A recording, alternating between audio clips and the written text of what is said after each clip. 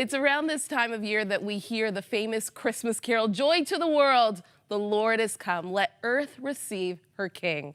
The joy that came to this earth over 2,000 years ago is the joy we still celebrate today, the birth of Jesus. Well, our friend Carol McLeod has written a brand new Christmas devotional called Let There Be Joy, taking us on a 25-day journey through the story that changed this world forever. Welcome back, Carol. Thank you, Maggie. It's so good to be here. I always love chatting with you. Oh, and I love chatting with you. Tell me about the motivation for this book. Well, as you know, Maggie, I'm a Christmasaholic. Yes. I love everything about Christmas, can't get enough of it.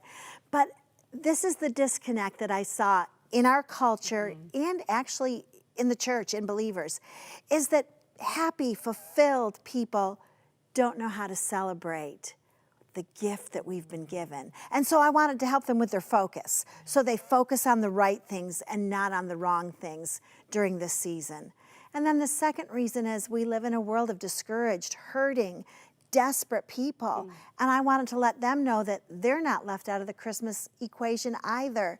Even though their life might not have turned out the way they wanted it to, there's still a reason to celebrate Christmas. Tell me about the reason why you celebrate Christmas. Well, I celebrate Christmas because I love Jesus so much.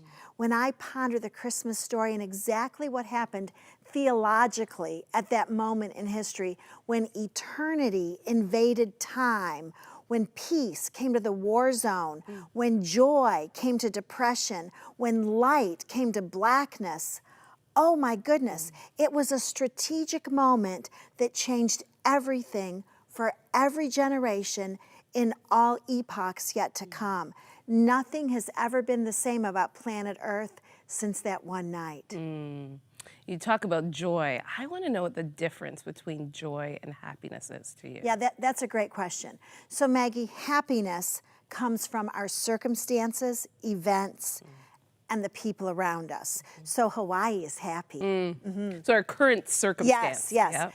Chocolate makes us happy. Wearing a size 2 might make us happy. Marrying the man of our dreams, that's happy. Having 3 well-behaved kids whose noses never run and who always say, yes, ma'am, that's happy. Check. Yes. But joy comes from one place and one place alone. Psalm 16:11 says that in his presence, there's fullness of joy. That means all the joy we will ever need this side of heaven is found in hanging out with Jesus.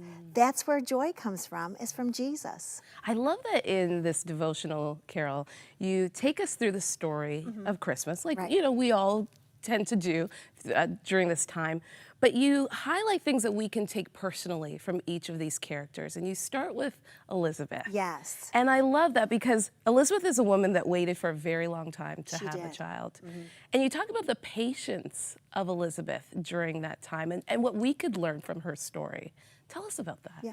Well, Maggie, we're all waiting for something. Some people are waiting for a husband or a wife. Some people are waiting for a promotion. Some people are waiting to be healed. Some people are waiting for their children to come back home. So we're all waiting for something.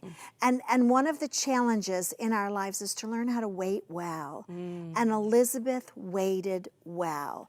The Bible says that Elizabeth was righteous in all her ways. What? I might get it right 75% of the time, but there's this other part of my life that I don't get it right. Elizabeth was righteous in all her ways. So no matter how many years went by, first she saw her peer group having babies. Then she saw her peer group having grandbabies. Then she saw them having great-grandbabies. And still Elizabeth waited well. Her name literally means God is my oath. That means Elizabeth believed when everybody else would have thrown in the towel. Elizabeth believed the promises of God. Oh, it's going to be good. We're going to take a quick break, and when we return, Carol is going to explain this line in the book: Christmas is an invasion. We'll be right back.